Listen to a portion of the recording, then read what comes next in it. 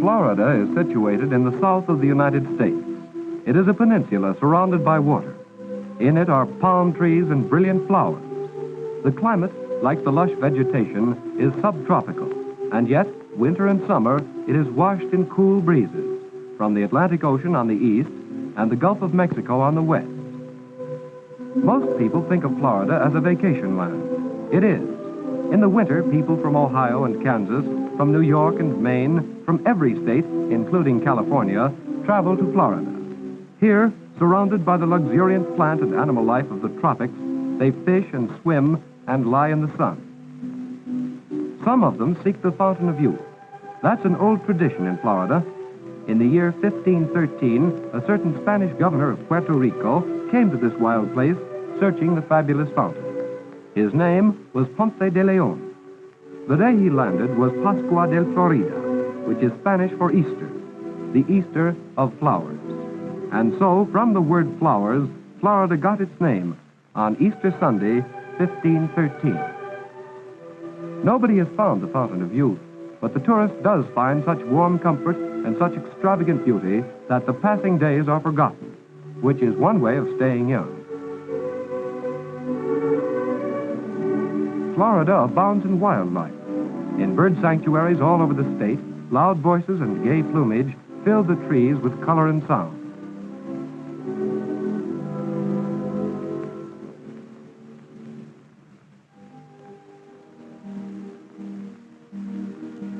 These are flamingos, certainly a colorful addition to the tropical landscape. As their color might indicate, they are nervous and excitable, especially since they've only recently been imported to this country.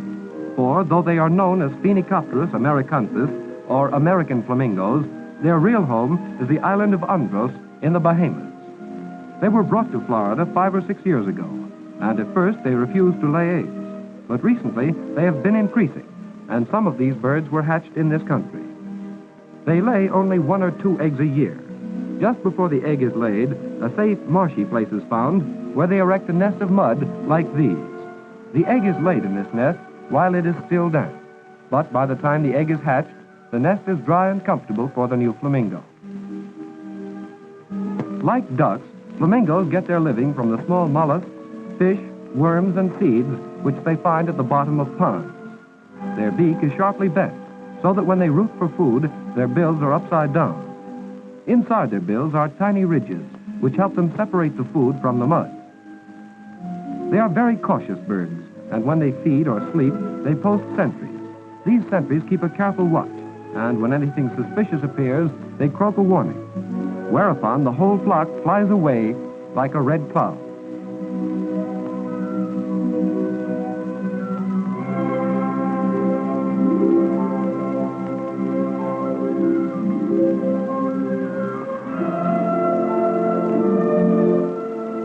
And always there is the background of wild green jungle, a jungle with creepers and deadly moccasins and vines and curious flowers, flowers such as you might find in the heart of tropical Africa.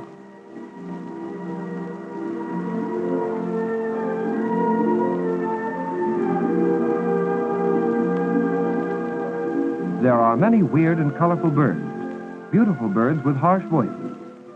These are aigrettes in a sanctuary. And these are macaws.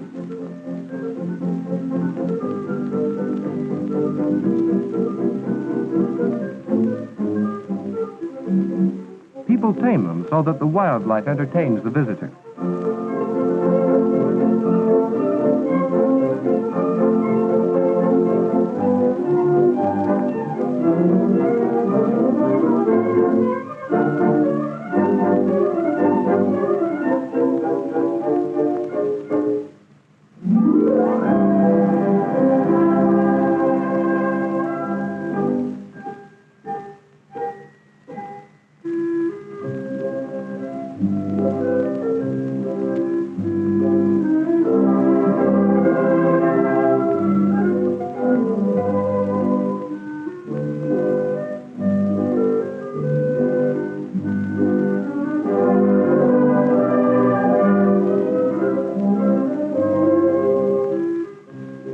cockatoo is ignored and feels insulted.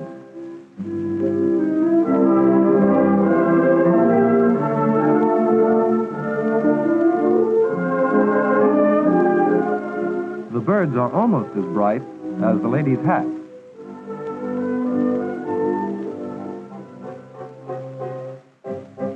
Typical of Florida towns, as the tourist knows them, is Palm Beach.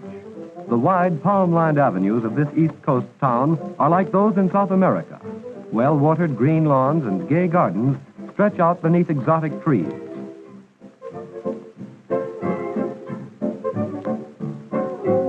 The Gulf Stream Golf Club, with cool arcades and verandas. Lovely houses, a jewel of a place beneath blue skies beside a blue sea. Luxurious. But there are other communities in Florida, too. This one is Riviera, across the bay from Palm Beach. It's another world entirely, inhabited by fisher folk who came from the Bahama Islands about 20 years ago. They're an unusual people of mixed descent: Scotch, French, English, Portuguese, Indian, and Spanish.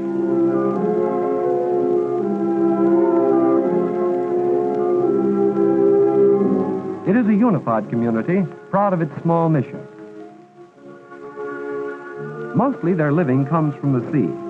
The men spend their time fishing or fixing the boats and nets. They're excellent sailors and do their own boat building.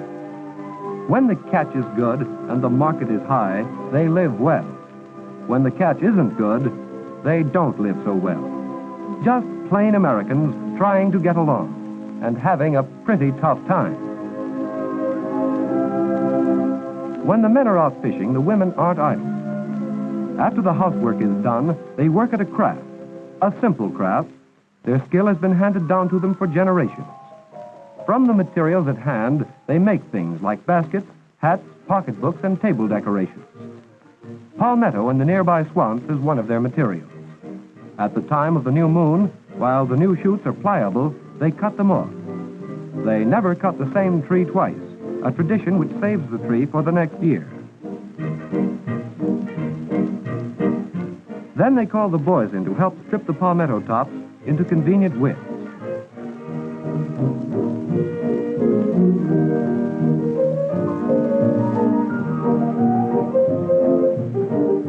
They are laying in the hot sun to cure. In summer, this takes 4 to 5 days. In winter, 2 to 3 weeks. The breezes help in the drying process, and when the material is dry, it's called straw. Then, when the strips are seasoned, the women wet them and plait them into workable sections. Sections that may be made into hats or baskets.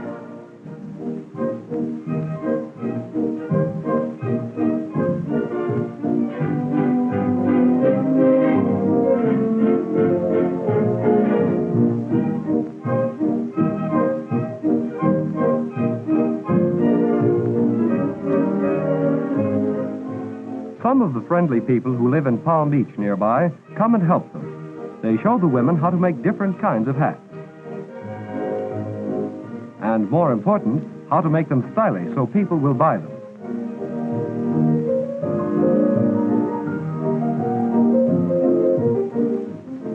The finished work is well done, carefully made. Smart pocketbooks, knitting bags, and shade hats.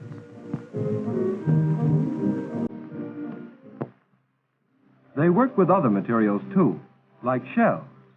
The small boys who are too young to make hats or decorations walk down to the beach and pick them up. They have lovely names: Jingle, Sunshell, Moonshell, Bloody Lion's Paw. Another material is fish scales.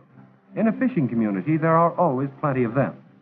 The scales are scraped from the fish that the men bring home: barracuda, tarpon, snapper, and snook.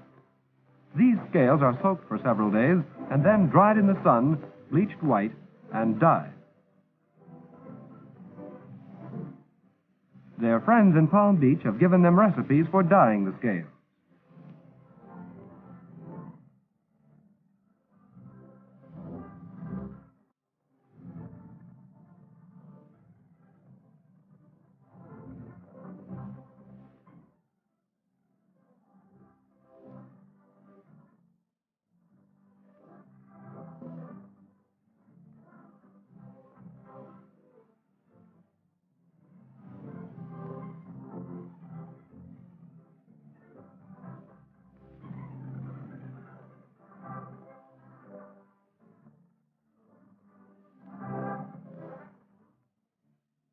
They drill the shells and scales, snip up bits of wire.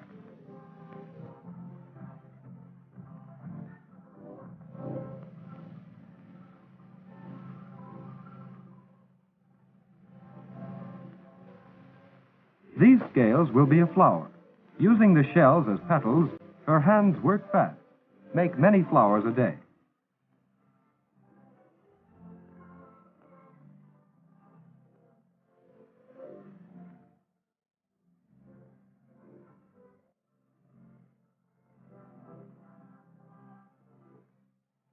The leaves are usually made of scales, the flowers of shells.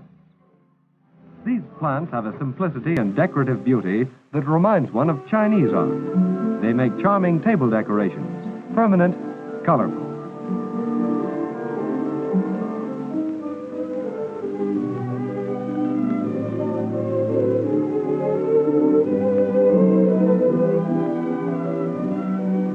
As for design, the women don't have to work from drawings. They simply look at the natural tropical flowers that bloom about their town winter and summer. Designed by nature, executed by the women.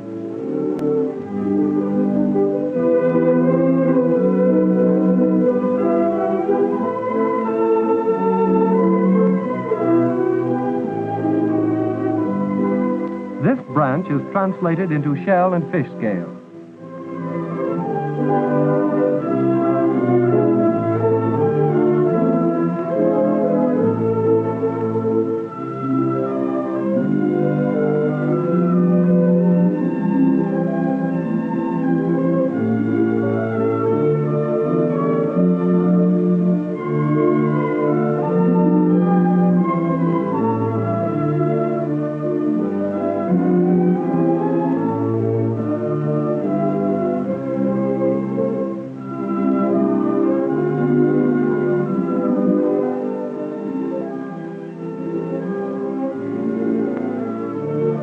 When the women have enough hats, pocketbooks, necklaces, and plants, Opportunity Incorporated steps in. Opportunity Incorporated is the name of a group of women in Palm Beach who discovered that these people had inherited an unusual craft. And they have helped them develop new techniques as well as a profitable market. One group of American women helping another group of American women.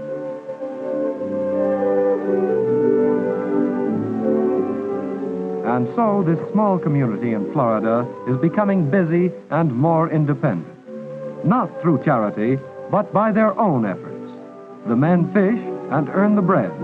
The women and children, with their own skill, earn the extras. Just one of many little towns in America where people work hard and by their work retain their independence. At the end of the day, the men come home from the fishing. The women put away their work and start supper. There is fish to eat and scales to make flowers of, and some fish left over for the pelicans.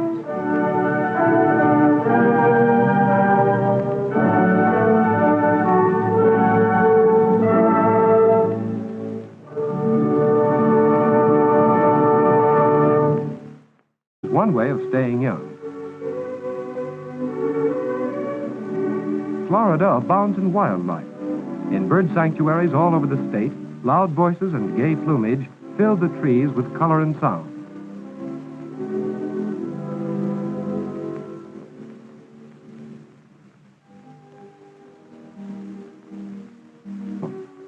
The day he landed was Pascua del Florida, which is Spanish for Easter, the Easter of flowers.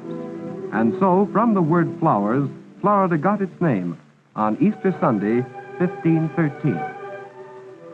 Nobody has found the Fountain of Youth, but the tourist does find such warm comfort and such extravagant beauty that the passing days are forgotten, which is travel to Florida.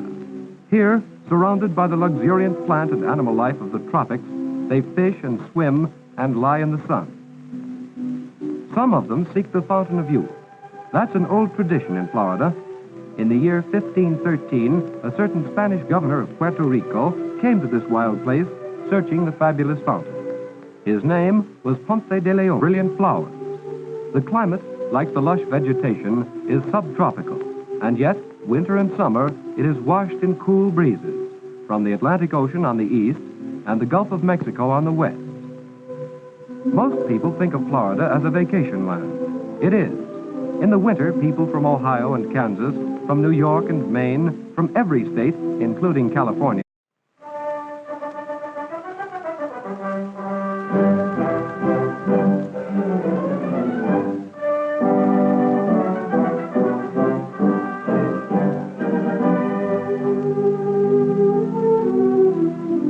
Florida is situated in the south of the United States. It is a peninsula surrounded by water. In it are palm trees and